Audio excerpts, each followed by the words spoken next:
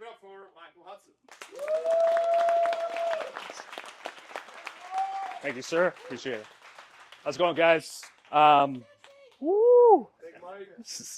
All right, so I know yesterday we had a lot of people talk about entrepreneurship and things like that. So I'm just going to share with you just my experience of just running a video agency the past 3 years. So how many people are in here like currently are wanting to start their own like online business? Anybody? A lot of people, right? So Chase, for example, what business are you looking to start? Okay, digital marketing. Who else raised their hand? My man, what were you looking to start? Drop shipping? Okay, cool. And then how many people are like currently working a 9 to 5 and they're like, oh, dude, I want to start my own thing. Like you guys are just like straddling the fence. Okay, so a lot of people in here. Cool.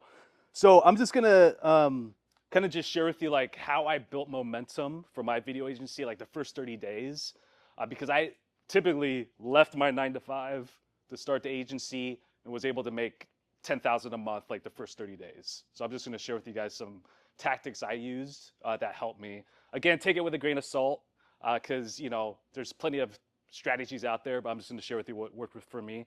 But just a quick backstory, what I'm about. So I grew up in Seattle, grew up loving basketball, went to college, tried to play college ball, didn't work out.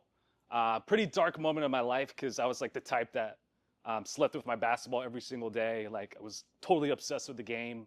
And it just crushed me that I wasn't able to play at a higher level. And so, you know, was able to still get my degree. And then from there, packed all my stuff, moved down to Los Angeles where I tried to do the acting game for like 5 years. So that was an amazing experience in itself because I was able to meet so many people, create so many relationships that I have to this day.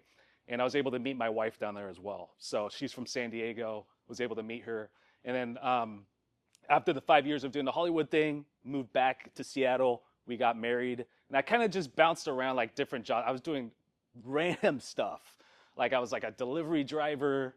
I did insurance for a little bit, and I was just really trying to find myself during that scope. And I just came across, honestly, I came across one of Beast's videos. He's literally the one that kind of got me started on a whole social media thing. So I discovered him, and I just started like my own channel, but at the same time, I was able to connect on a corporate 9 to 5 level on helping them with their social media marketing. So I was able to handle, I was in charge of handling like 13 brands under one insurance company. So I was helping them film content, come up with ideas, script it, all that jazz. It got to the point where I was just like, dude, the 9 to 5 life is just not for me. I just felt like I was in a cage. It just got super depressing because it was just so monotonous. And people who personally know me, like I just love adventure. I love like just trying new things.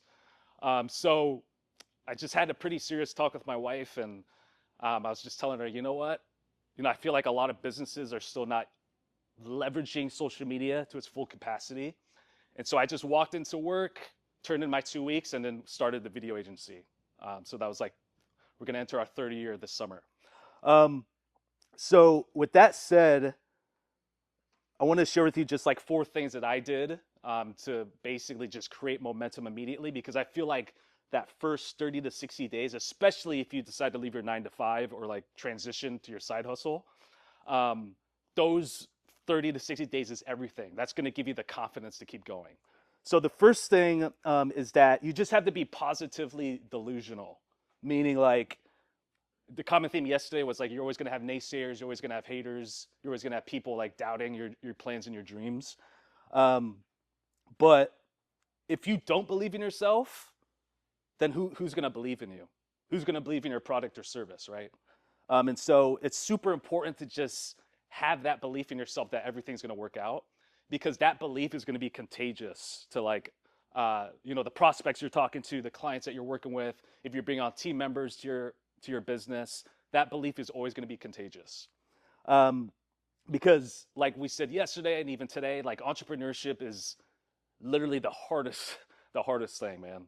And it's also super lonely. There's gonna be days where you don't even like hear your voice because you're just gonna be like head down, hard at work, and it's a super lonely path.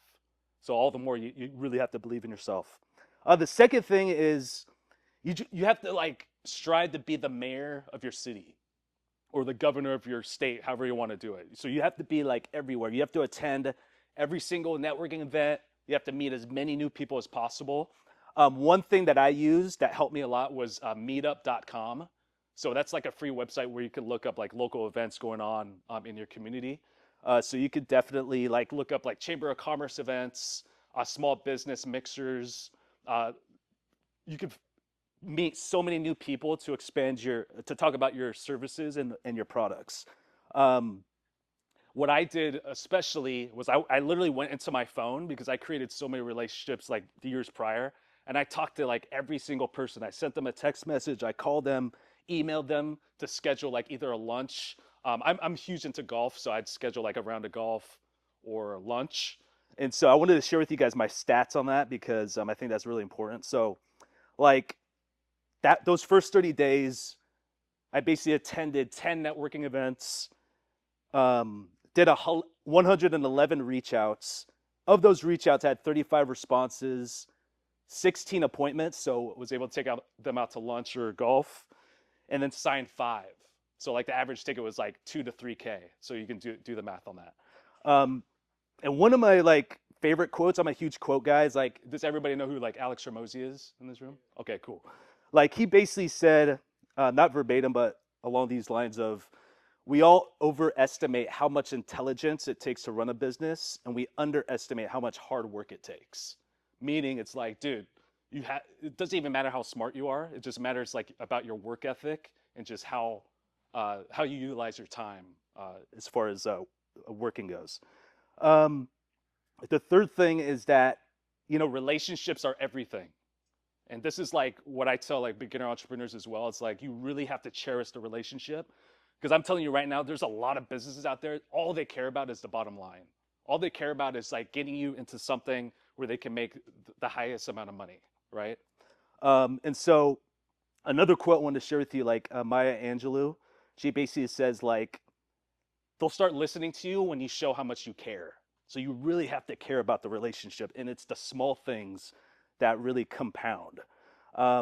So for example, like one of my like whenever a client of mine says that they're sick, my wife is a nurse, so she knows like all the health hacks out there. She says that like oregano oil is like amazing. So like if you have the flu or if you're under the weather, like take that and like you'll never get sick. So what I do is I just send them oregano oil, just randomly, Amazon, and you'll be surprised. Like that small act, like they'll just be super impressed by that. They're just like, dude, this guy not only cares about my business, but they care about like my life too, right? And so that just speaks volumes because again, like you'll see this like as you build your business, like when you meet like other business owners, they are very impressed and they appreciate like how much you care, like about their life. So like celebrating achievements, so not just like birthdays, but like also like a client of mine like spoke on a panel for the very first time. So I went to that event and supported them, right? And then another example is like, this is kind of a sad one, but one of my long-term clients, he's married, they're expecting their first child, super excited about it. Obviously attended their shower, sent them gifts, and yeah, she went into labor and the baby didn't make it. Super sad. It was like probably the lowest point of their life. So attended their funeral, and I'm not just saying that because they're my client, right? But when you attend events like that, not just funerals, but just things that are like milestones or achievements, it just really takes your business relationship to the next level. So whatever prospects you speak to, any clients you bring into your life, like just really, really cherish that relationship. That should be like the number one thing besides money. Obviously, whatever business you start, you need to get results. That's like the highest thing. So like keeping your word. So if you say you're going to do something, do it. If you have a specific scope of work you're going to do, make sure you do it, because reputation is everything in business. Especially if you're going to do like a local business, that news, good or bad, is going to spread like wildfire. So it's super important to always keep that in mind. And then the last kind of a bonus tip is like tapping into a community like Beast Nation. It's something that's really like changed my life as far as becoming a better man, becoming a better person, and just being able to create like a circle of like people that kind of share common interests, but at the same time they're like hungry for success, right? So I was just super blessed to like meet people like David, Adrian, Chase, Nipun. We've been able to like keep in touch for like quite some time, and that's just helped me like become better, right? So like just really encourage you guys like at events like this to just meet as many people as possible. And like what Valentino said before, just like save their number and just keep in constant touch. Because like, hey David, like how often do we talk in our group? Like every day, right? Almost. Yeah.